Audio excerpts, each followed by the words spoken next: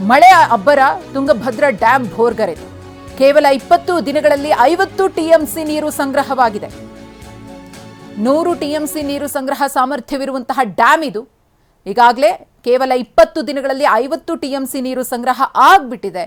ಇನ್ನೂ ಕೂಡ ಮಳೆ ಮುಂದುವರೆದರೆ ಡ್ಯಾಂ ಅಪಾಯದ ಹಂತಕ್ಕೆ ತಲುಪುವುದಂತೂ ಕಟ್ಟಿಟ್ಟ ಬುತ್ತಿ. ಈ ಕುರಿತು ನಮ್ಮ ಪ್ರತಿನಿಧಿ ವಿನಾಯಕ್ ಕೊಟ್ಟಿರುವ ಪ್ರತ್ಯಕ್ಷ ವರದಿ ಇಲ್ಲಿದೆ. ಮಲೆನಾಡು ಹಾಗೂ ಕರಾವಳಿ ಭಾಗದಲ್ಲಿ ಹಾಸ್ಪಿಟಾಲಿಟಿ ಕ್ಷೇತ್ರದಲ್ಲಿ ಜಾಗತಿಕ ವೃತ್ತಿಯ ಕನಸು ಇದೆಯಾ? ಜಾಗತಿಕ ಅಧ್ಯಯನ ಉದ್ಯೋಗ ಅವಕಾಶಗಳೊಂದಿಗೆ ಭಾರತದ ನಂಬರ್ 1 IIHM ನಲ್ಲಿ ಓದಿ ಪ್ರವೇಶ ಆರಂಭವಾಗಿದೆ. ಈಗಲೇ ಸೇರಿ. ಉತ್ತಮ ಮಳೆ ಆಗ್ತಾ ಇರೋದಾಗಿ ಕಲ್ಯಾಣ ಕರ್ನಾಟಕದ ಜೀವನಾಡಿಗಿರತಕ್ಕಂಥ ತುಂಗಭದ್ರಾ ಡ್ಯಾಂಗೆ ಸಾಕಷ್ಟು ನೀರು ಹರಿದು ಬರ್ತಾ ಇರುವಂಥದ್ದು ತಾವು ದೃಶ್ಯದಲ್ಲೂ ಕೂಡ ಗಮನಿಸಬಹುದು. ತುಂಗಭದ್ರಾ ಡ್ಯಾಮ್ನ ನಾವು ಬ್ಯಾಕ್ ವಾಟರ್ನಲ್ಲಿದ್ದೀವಿ. ತಾವು ದೃಶ್ಯದಲ್ಲಿ ಗಮನಿಸಬಹುದು. ಒಂದು ರೀತಿ ಸಾಕಷ್ಟು ಸಮುದ್ರದ ರೀತಿ ಒಳಗಡೆ ತುಂಗಭದ್ರಾ ಡ್ಯಾಮ್ನ ಹಿನ್ನೀರು ಕಂಗೊಳಿಸ್ತಾ ಇದೆ. ಅಂದರೆ ಈಗಾಗಲೇ 50ಕ್ಕೂ ಹೆಚ್ಚು TMC ನೀರು ಸಂಗ್ರಹ ಆಗಿರುವಂಥದ್ದು. ಕಳೆದ 15 ದಿನಗಳ ಹಿಂದುಗಡೆ ಕೇವಲ 8 TMC ನೀರು ಮಾತ್ರ ಈ ತುಂಗಭದ್ರಾ ಡ್ಯಾಮ್ನಲ್ಲಿತ್ತು. ಆದರೆ ಈಗ 15 ದಿನಗಳ ಹಿಂದುಗಡೆ ಸಾಕಷ್ಟು ಪ್ರಮಾಣದಲ್ಲಿ ಮಲೆನಾಡು ಮತ್ತು ಕರಾವಳಿ ಭಾಗದಲ್ಲಿ ಅತಿ ಹೆಚ್ಚು ಪ್ರಮಾಣದಲ್ಲಿ ಮಳೆ ಬರ್ತಾ ಇದೆ. ಹೀಗಾಗಿ ಸಾಕಷ್ಟು ಪ್ರಮಾಣದಲ್ಲಿ ಅಂದರೆ 21,300 ಕ್ಯೂಸೆಕ್ಸ್ ನೀರು ಒಳಹರಿವು ಇದೆ. ಹೀಗಾಗಿ ಸಾಕಷ್ಟು ಪ್ರಮಾಣದಲ್ಲಿ ನೀರು ಕೂಡ ಸಂಗ್ರಹ ಆಗ್ತಾ ಇರುವಂಥದ್ದು.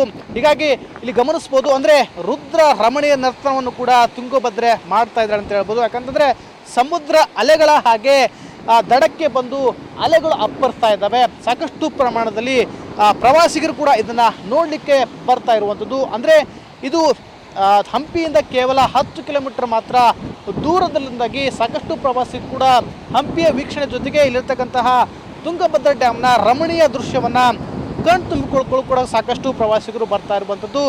ಜೊತೆಗೆ ಈ ತುಂಗಭದ್ರಾ ಡ್ಯಾಮ್ನ ಪ್ರಮುಖ ಜಿಲ್ಲೆಗಳಲ್ಲಿ ಯಾವ್ಯಾವ ರೀತಿ ನೀರು ಹರಿತಾ ಹೋಗ್ತದೆ ಅಂದರೆ ಸುಮಾರು 1 ಲಕ್ಷಕ್ಕೂ ಅಧಿಕ ಎಕರೆ ಪ್ರದೇಶಕ್ಕೆ ಈ ತುಂಗಭದ್ರಾ ಡ್ಯಾಮ್ನಿಂದಾಗಿ ನೀರು ಕೂಡ ಹೋಗ್ತಾ ಇದೆ. ಹೀಗಾಗಿ ಇದೇ 27ನೇ ತಾರೀಕು ವಿಧಾನಸಭೆಯಲ್ಲಿ ನೀರಾವರಿ ಸಲಹಾ ಸಮಿತಿಯನ್ನು ಕೂಡ ಈಗಾಗಲೇ ರಾಜ್ಯ ಸರ್ಕಾರ ಕರೆದಿರುವಂಥದ್ದು.